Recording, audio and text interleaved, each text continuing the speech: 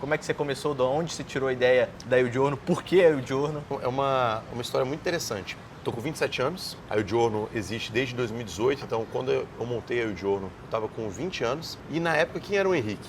O Henrique era um estudante de odontologia da Universidade de Brasília, passei na UNB com 17 anos, sou filho único, tive e tenho pais incríveis, então dei muita sorte na minha vida em relação a isso. Meus pais são casados, enfim, a gente tem uma relação incrível. E era o sonho da minha família que eu tivesse feito odontologia, ainda mais na UNB, porque o meu pai é dentista, dono de clínica odontológica, fez na UNB, então era o filhinho seguindo o caminho do pai, coisa linda, maravilhosa, enfim. Com 17 anos eu passei na UNB, 18 anos ganhei o carro, etc. Então, quem era o Henrique na época? O filho que passou na faculdade e estava lá com a vida tranquila, andava com o cartão do meu pai, ia para minhas festinhas, enfim, fazia todo o meu rolê. A ideia da sorveteria, da gelateria, foi uma ideia do meu pai, não foi uma ideia minha. Então, na época ali, eu nunca tinha conhecimento de nada. Eu ia lá, jogava meu videogame, saía para minhas baladas, ia para minha faculdade, fazia o que tinha que ser feito ali, o que eu achava que tinha que ser feito, né? E foi uma ideia do meu pai como uma forma de diversificação de renda para a família. Então, a gente nunca tinha empreendido em absolutamente nada. Meu pai é dentista,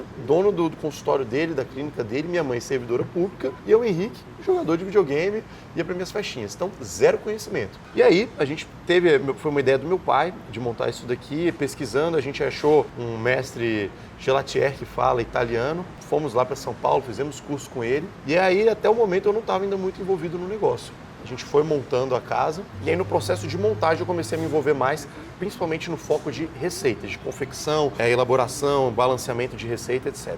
E aí, a gente montou. E aí, cara, vieram vários problemas, vários pepinos. Então a gente inaugurou em 2018 e eu dou graças a Deus hoje em dia por ter vindo esse tanto de problema, porque me ensinou a dar muito mais valor. Porque eu que estava acostumado a tudo chegar mais fácil na minha vida, filho único, etc., tive pais maravilhosos. A gente primeiro, não entendia de leis trabalhistas, não sabia contratar, não sabia precificar um cardápio, montar um cardápio. Então assim, a gente estava muito focado na receita do gelato, mas o restante a gente não tinha muita noção. Então, eu demorei basicamente 3 anos para começar a ver a cor do dinheiro aqui no Il-Giorno. O nosso problema nunca foi venda, nosso problema era gestão.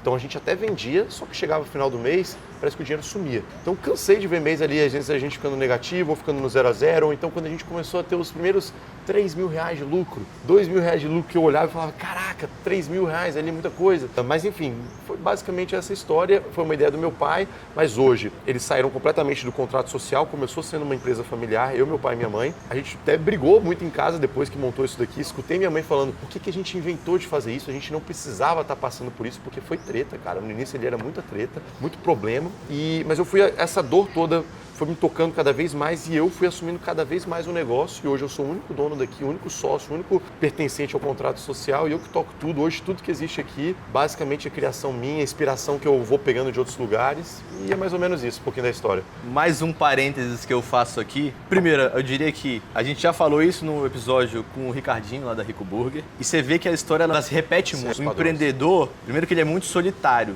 e via de regra, principalmente nesse segmento, ele é um cara que não teve preparação nenhuma, ele vem de outro setor. No seu caso, seu pai é dentista, o meu pai é geólogo. Olha só. Do Ricardinho até tem um pouco a ver. É que ele mexe com fazenda, né? Fazenda, criação, mas tá muito distante ainda de vender de fato uma comida, um prato, um restaurante. E aí isso vai passando. Então a gente tem uma jornada que ela é muito solitária.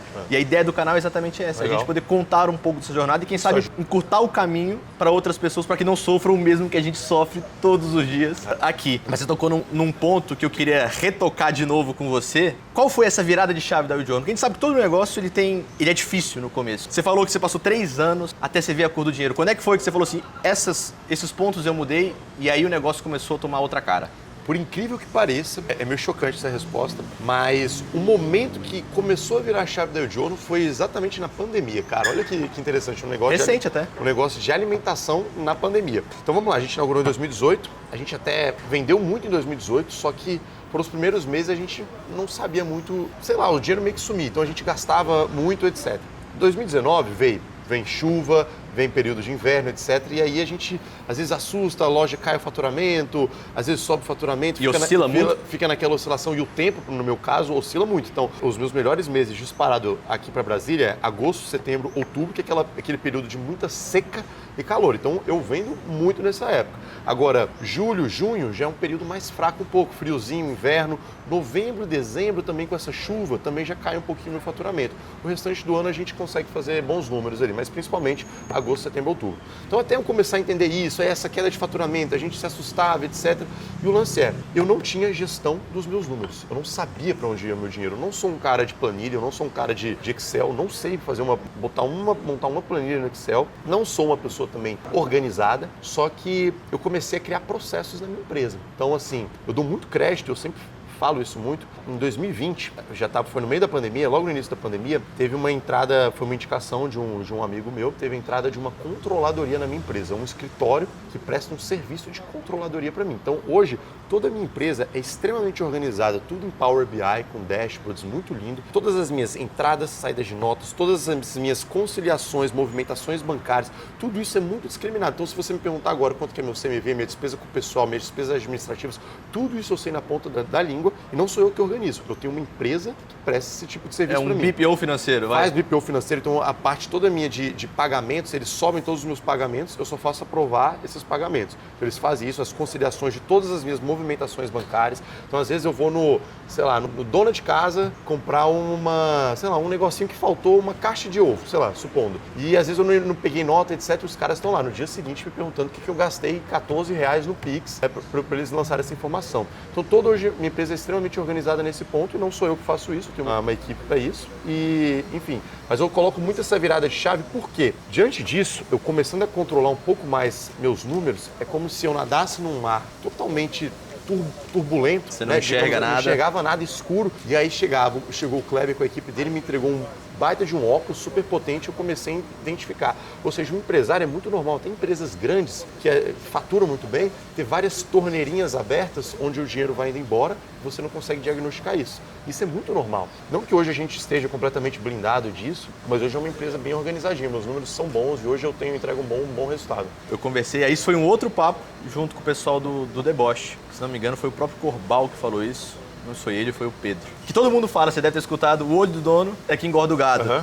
E aí, qual que é o olho do dono moderno? O olho do dono moderno são os dados, são essas estatísticas, são esses números. Você não tem necessariamente que estar dentro da operação. Todo. E às vezes, eu até digo o contrário, via de regra, você enxerga muito mais através dos números. Lógico. Do que de fato estando aqui. Lógico. Então, por exemplo, eu acompanho mês a mês todos os meus relatórios. Cara, se eu vejo que deu um salto no meu CMV por algum motivo, tudo bem, de cara não posso saber o que foi, mas eu vou investigar aquilo ali. Então eu vou procurar entender o que aconteceu, se teve um desperdício, roubo, furto, falta de... Enfim, a gente tem várias hipóteses para isso. Ou então minha ficha técnica estava completamente errada, mas se a gente tem basicamente um CMV que se repete de forma parecida, do nada dá um salto, alguma coisa aconteceu. Então, enfim, a gente não é blindado, mas a gente sempre tem formas aí de estar mapeando isso tudo. E curiosidade, que aí sou eu que estou apesar de estar no mesmo segmento, mas são áreas diferentes. O que é um CMV saudável para uma sorveteria?